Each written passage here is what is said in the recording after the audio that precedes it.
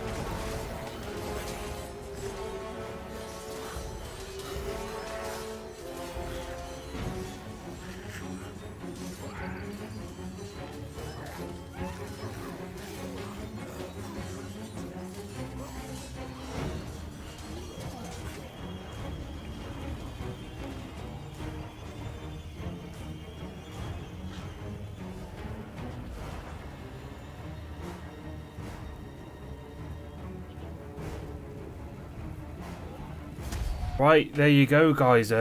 Defeat for the Tomb Kings. Wasn't that just one of the best battles you've seen in a long time? Wow, that was incredible. Just going over these stats. 143 for these halberds. 157 for the Tomb Guard. That was a lot. 148 for the Bone Giant. 238, I believe that is. For that ain't 300 something, is it? No. That is insane. Wow. There's something bigger that's attracting my attention there. Well, not bigger than 238, but a black coach, I never realised they were so good. So they obviously are. 213. That is some impressive kills. There wasn't a lot of units left by the end, well, hardly anything at all, is there? This is so close. It's an incredible battle. 31 units remaining. Incredible battle. So, this is the one that will get changed. And they won, so I don't have to load any army up. I'll have to save it now. So, let's load the same army. It's been changed from the attackers to the defenders. But I have to remove this army because they lost. Going to keep with Cetra the Imperishable. I have to. And I just got to give them a new... So I'm not going to go for any slaves this time. I'm going to go 2 units of Skeleton Warriors of Nehek and Skeleton Spears of Nehek. 1 unit of Tomb Guard Halberds, 1 unit of Tomb Guards. Going to give them 2 units of Skeleton Archers of Nehek. Give them 1 unit of Necropolish Knights, Polish Knights. And 1 unit of Skeleton Chariots. 2 units of Skeleton Horse Archers of Nehek. I'm going to this time though go for a Cimmerian War Sphinx. I'm going to only go for 1 Bone Giant because we've got the War Sphinx. A Bone Giant Archer. An Ushapti. 2 of them actually. We haven't seen any mummies yet. Oh, I just missed out on a catapult. That is annoying. That is very annoying. So we're going to have to maybe go for some carrion. And let's give them 3 units of slaves. Only because I'm sure they'll be better than just increasing their experience. So, hope you guys enjoyed the first battle like I did, and I hope you'll enjoy the second battle.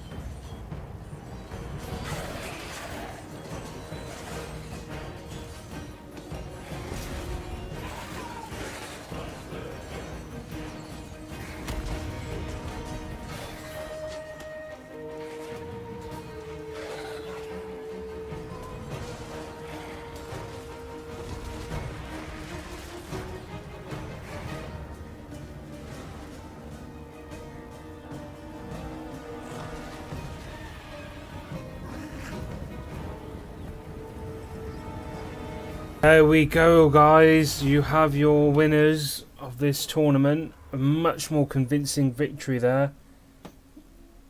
111.